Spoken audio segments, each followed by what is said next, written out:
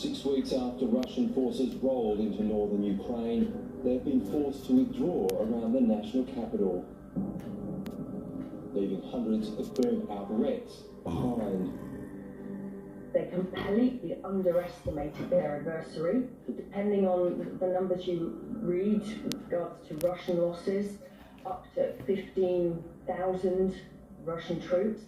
Russia's military machine has been humiliated by a much more nimble and smarter adversary. The Ukrainians have the morale advantage in the sense that they're coming off of a strategic victory in the sense that the Russians failed to seize their city.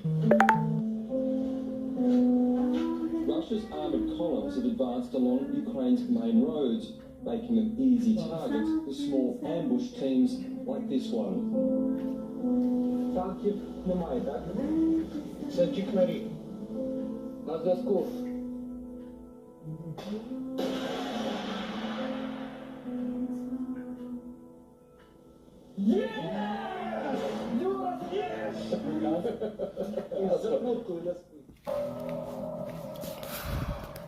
Russia's invading columns of vehicles have been repeatedly exposed to these kinds of attacks in the first few weeks of this conflict.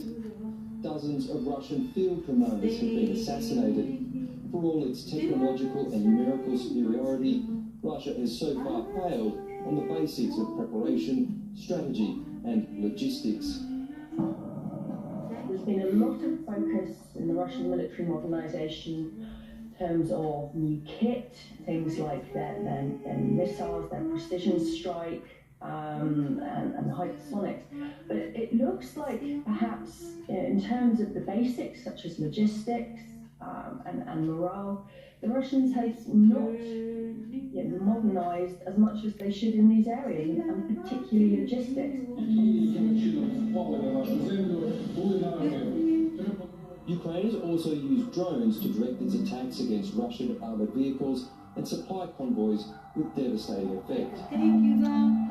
It's very important, it's our eyes.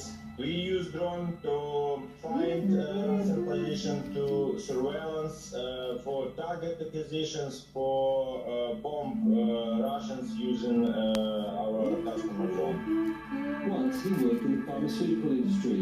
Now Colonel Yaroslav Honcha runs the Arorozvitka unit, which provides drone reconnaissance of the Ukrainian military. When soldiers understand what's going on, when soldiers know all about social awareness, when soldiers understand where is enemy, where is friends, soldier be more powerful. They've also added bombs. We modificate old Soviet granate, anti-tank. We create special devices for using it from drones. It's enough to make Russian soldiers now run from the sight of Ukrainian drones. We find the most important Russians units, for example, Russians headquarters, Russians missiles, Russians electronic warfare. Things that happen, Russians do his business. Now that Russia is consolidating its forces to the east of the country, analysts say Ukraine will have to shift its tactics.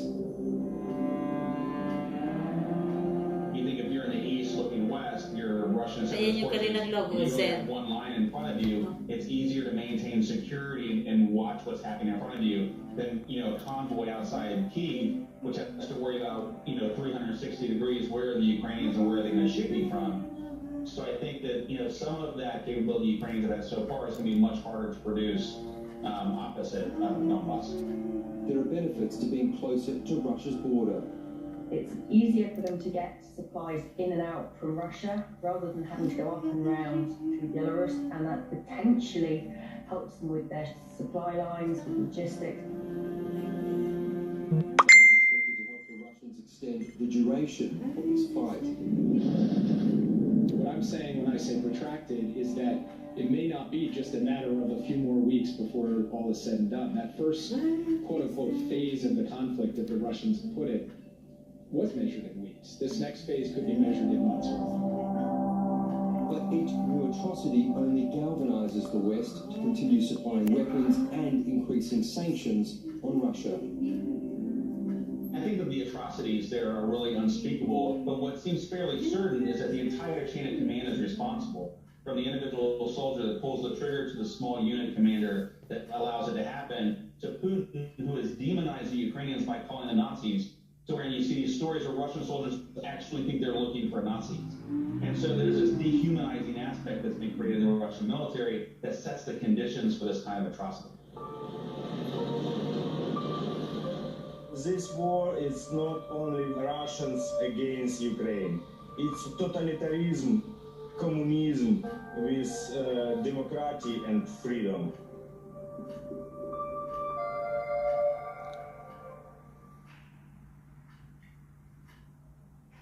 Hi, I'm Lee Sales. Thanks for watching this story. If you'd like to watch more of 730's stories, they are on the left of your screen. And tap on the button below to subscribe and get the latest from